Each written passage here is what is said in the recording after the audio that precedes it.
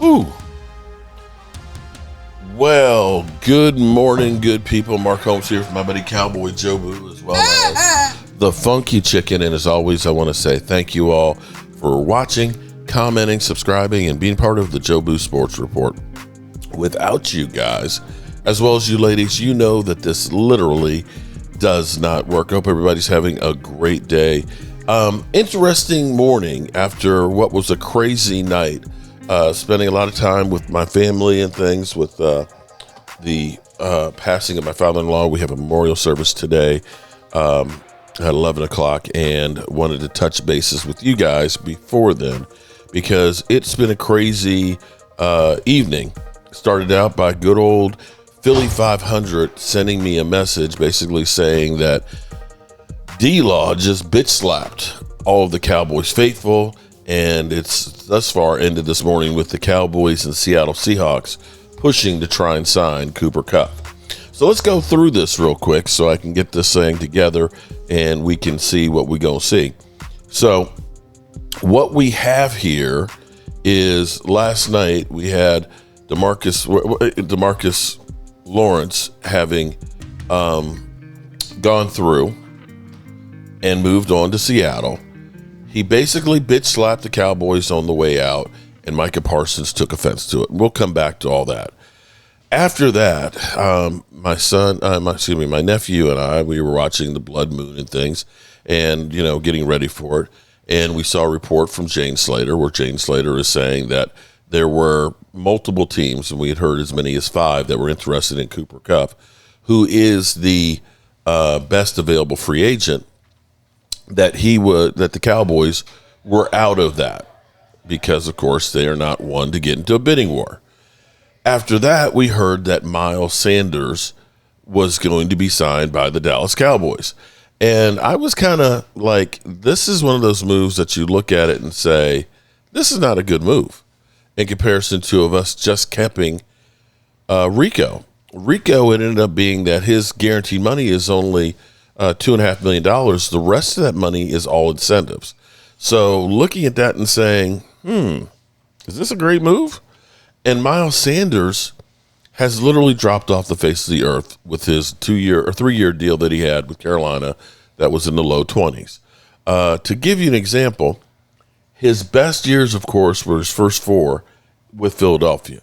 And what do I always tell you about a running back is year number 4 is more times than not the peak. There's exceptions to the rules, but typically year number 4 is the peak.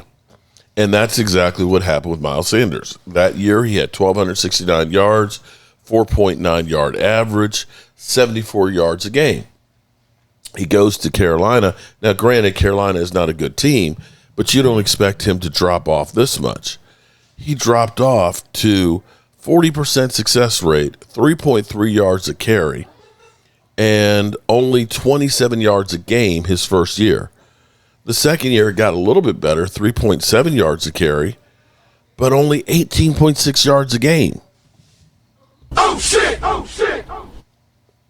Javonte Williams, he averages 4 yards a carry. Now, he's got slightly more carries than Rico does, but Rico averaged 4.6 yards a carry with the 53% success rate. So to me, this is a step back.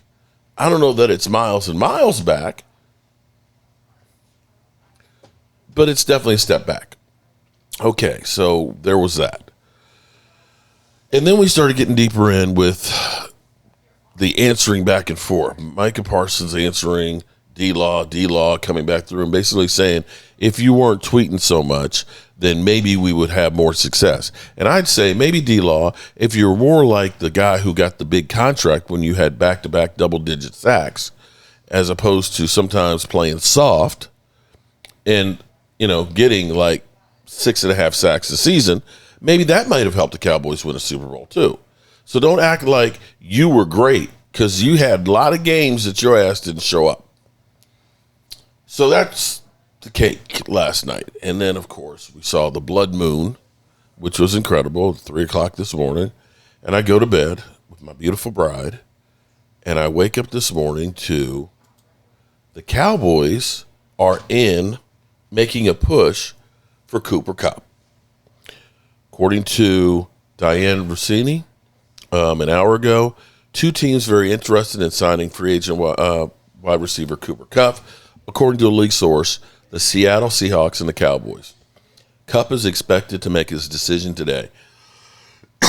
So here's what I'm going to say. Might it be that Cooper Kupp's people have overplayed Cowboys' interest in him to drive a team to make a deal? The Cowboys were always used as leverage. If his agent went out and said the Cowboys are making a big push, then Seattle's like, oh, shit, we got to go ahead and do this thing and get it out of the way. We don't win bidding wars. Here's another one. Diane Rossini, because this is evolving as we speak. This was 22 minutes ago. Cooper Kupp's asking price has been a holdup for a number of interested teams per sources. Some suitors have not been willing to offer Kupp a $13 to $14 million contract. Okay. So there we have it. So, we heard there were 5 teams, and it may be that a lot of teams are like, oh, bro, that's too much. That's too much. Wide receiver Cooper Kupp, this is 10 minutes ago, Jeff Howe. Wow, this is always – I messed up the recording to start out with first, and I'm re-recording this, so I'm glad I did. Wide receiver Cooper Kupp's asking price has been as high as $15 per year per sources. It sounds like he'll take less for a preferred destination, but if teams are willing to hit the $15 million, it would widen the list of landing spots. Wow. So, Kevin Gray, he said this, of course, yesterday. Cowboys fans who want Cooper Kupp, check this out. His father, Cooper Kupp, was Troy Aikman's backup for the Cowboys in '91, and Cooper's grandfather, Jacob Kupp, was a guard for his first 2 seasons with the Cowboys. It's time to bring Cooper Kupp home. So that's what we have as the latest on that situation. So we don't know if there's going to be anything there with the Cowboys. 12, 13 million a year for him. If they could do it as a prove-it contract, I wouldn't be maybe not mind it. But that's guaranteed. I don't know. Adam Schefter, a sleeper team this was 2 hours ago. Adam Schefter, a sleeper team has emerged and now making a push for the Rams free agent wide receiver Cooper Kupp. The Dallas Cowboys per league sources. So let me put it this way. Now, the Commanders took on Debo's contract, which was $17 million guaranteed. So they took on $17 million for Debo. So that's where you can use this as a gauging point with Cooper Kupp. Do you look at this and say that he's worth 12 to 13?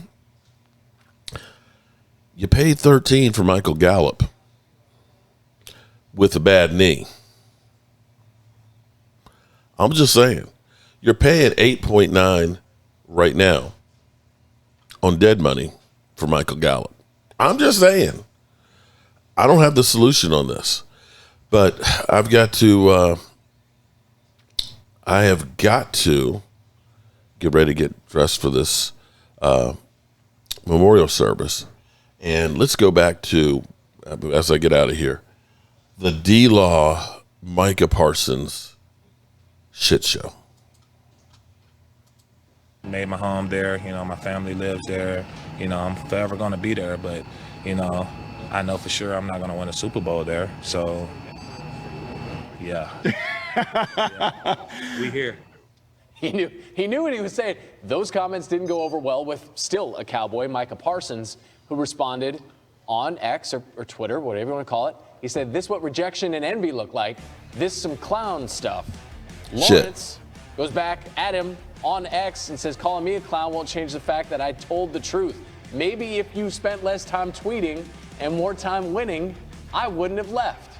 And I think he had like an emoji in there. I'm not sure. Jason, what's your reaction to that exchange between Parsons and Lawrence? Well, the part I love about Tank Lawrence, when he says it, the Seattle Seahawks, the reporter there, he had no expectation for that. He thought this was a friendly welcome to the team. It was just like, oh, wow, we just went viral.